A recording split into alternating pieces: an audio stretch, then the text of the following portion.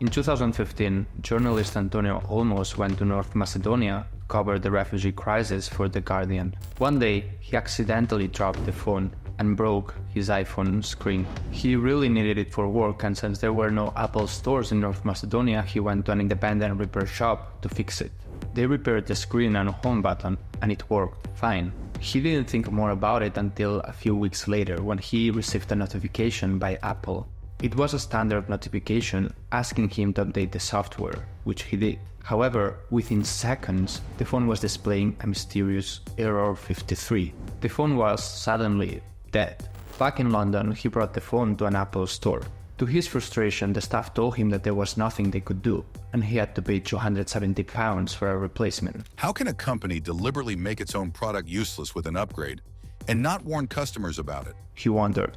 Olmos was not alone. Gradually, thousands and thousands of Apple customers started to complain about the same issue. The Error 53 page on our website had more than 183,000 hits, suggesting this is a big problem for Apple users, said the manager of the iFixit website. You can still see many complaints online at the Apple support community. All of them had Error 53 on screen. All of them had their iPhones repaired by an independent store, and none of them could fix it. The problem affected all iPhones where the home button, which has a Touch ID fingerprint system, had been repaired by an independent store.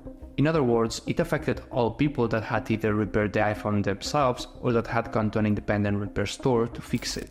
In all cases, the error appeared on screen not right after the repair, but when you updated the software. When pressed for more information about the error, few, if any, Apple employees could offer an explanation. There was no part they would replace, no software fix, and no way to access the phone's memory.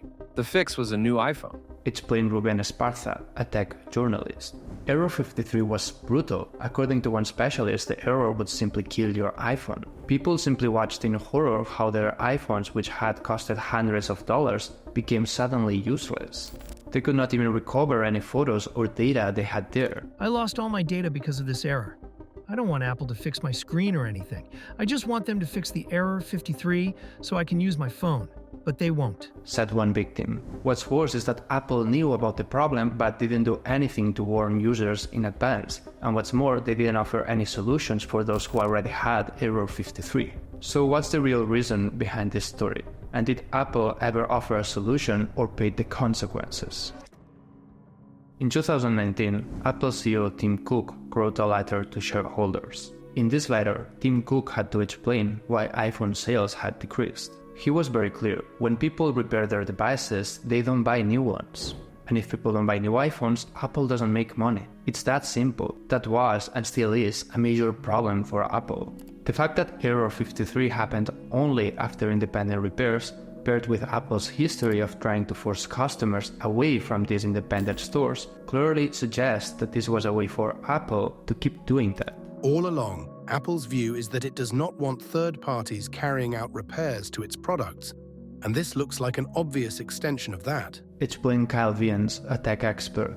After so much criticism, Apple simply said that this was a security measure to prevent fraudulent parts. We take customer security very seriously, and Error 53 is the result of security checks designed to protect our customers, said a statement by Apple.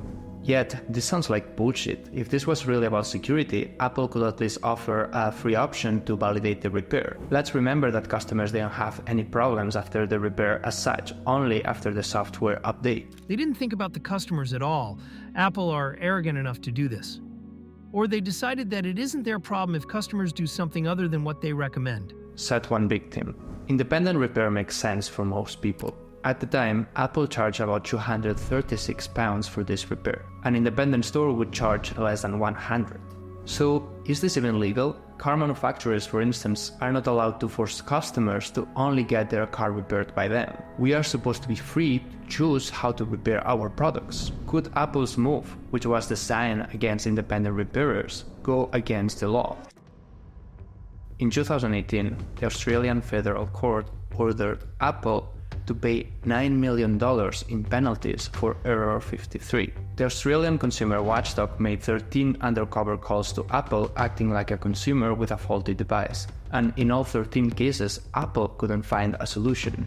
The court argued that Apple had made false or misleading representations to customers impacted by this issue, telling them that there was no solution. If a product is faulty, customers are legally entitled to a repair or a replacement under the Australian consumer law, and sometimes even a refund.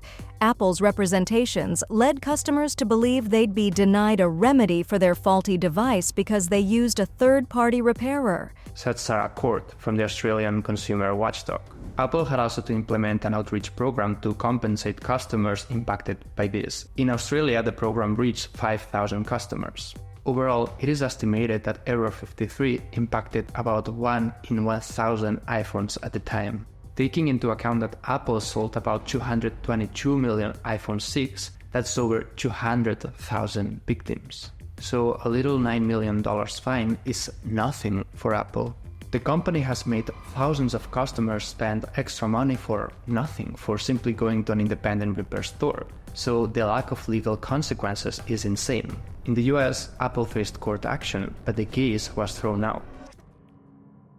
By now, Apple has mastered the art of destroying the independent repair sector. The story of Error 53 is not an anecdote, but rather part of a general effort by Apple to prevent customers from repairing the devices themselves or from going to independent stores.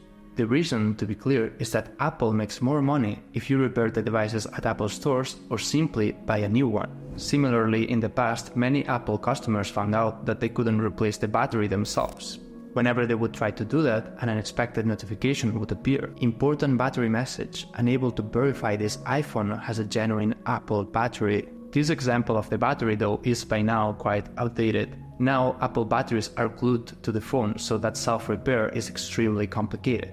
Apple has also started several legal cases against independent repairers. The company accused them, among others, of using unauthorized parts or of using Apple's trademarks. The final objective, though, was to intimidate them. As Wilmer Becerra, one of the affected repairers, said, Is it a crime to repair a device that Apple says is beyond repair? Isn't the owner of an iPhone autonomous to decide where to repair a device they own? If you're interested, I also have a video about that topic. The Error 53 story is yet another reminder of how Apple is trying to destroy the independent repair sector. Apple has spent millions of dollars lobbying against laws to promote repair, has teamed up with Amazon to have all unauthorized Apple repairers banned from the platform, obliges recycling companies to shred all Apple products, blocking any possibility of repair or reuse, and they have also reached an agreement with Google to block all ads from independent repairers, effectively creating a monopoly of big tech companies over repair. If they control the repair sector, they can either make you pay an unreasonable price for a repair, or they can make you buy a new device and multiply profits. Yet, this is an attack on your freedom to do as you please with your devices. You paid for them, they are your property, so Apple shouldn't be able to control what you do with them.